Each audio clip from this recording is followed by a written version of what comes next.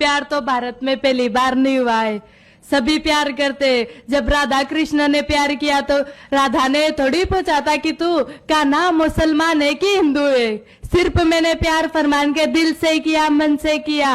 వెక్కిరిద్దామని కాదు కానీ క్యా పహలీ బార్ ప్యార్ కిసీనే కియా హై. ప్రేమ అనేది స్పాంటేనియస్గా వస్తుందండి ఒకరి పట్ల. ఆ వచ్చిన ప్రేమ ఎప్పుడు కూడా మతాన్ని మార్చడానికి, మోసం చేయడానికి రాదు. ఈ అమ్మాయిని ఎంత బ్రెయిన్ వాష్ చేసి ఉంటారో దాన్ని బట్టి గుర్తు చేసుకోండి ప్రేక్షకులు.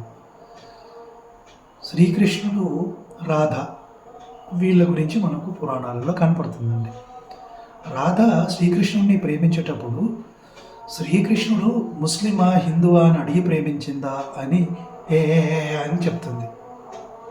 అందుకే ఏంటంటే మనము ఎవరితో ఫ్రెండ్షిప్ చేసినా, ఆ రిలేషన్ మెయింటైన్ చేసినా కొంచెం బుద్ధి ఉన్న వాళ్ళతో మెయింటైన్ చేస్తే బాగుంటుంది. ప్రాబ్లం అంతా ఏంటంటే ఈ అమ్మాయి మదర్సా చాప్ని పట్టుకొని పిచ్చి పిచ్చి వాగుడంతా వాగుతుంది. మహాభారతం టైంలో అసలు ప్రపంచంలో ఏదైనా మతం ఉందా? ఏ మతం లేదు.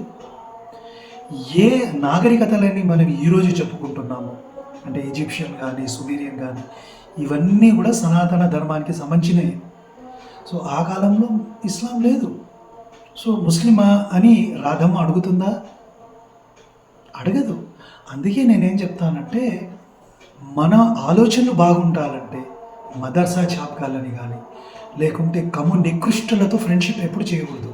కాస్త ఎడ్యుకేటెడ్ ఉన్న వాళ్ళతో మనం ఫ్రెండ్షిప్ చేస్తే అలాంటి మంచి ఆలోచనలే వస్తాయి.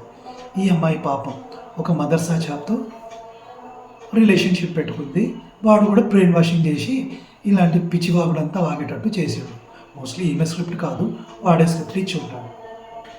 సో ఇప్పుడు సరే ప్రేమించింది, ఎన్ని రోజులు బతుకుంటుందో మనం కూడా చూడాలి. అలా ఏదో ఈమెకు జరగాలని నేను కోరుకోను, కానీ ఎన్ని లవ్ జిహాద్ కేసులను చూసామో ఒక 3-4 ఏళ్ల తర్వాత ముచ్చట తీరిపోతుంది. వాడు తన్ని తగలేనన్నా తగిలేస్తాడు, లేదంటే ఏ ఫ్రిడ్జ్లో పెట్టి కోసి పెడతాడు. అలా జరగొద్దనే మనం కోరుకుందాము. ఇలాంటి వాళ్ళను మనం ఇంతమందిని చూసాము. ఈమె ట్రై చేద్దామనుకుంటుంది. నా అబ్దుల్ అలాంటి వాడు కాదు అని చూద్దామని ఏం జరుగుతుందో.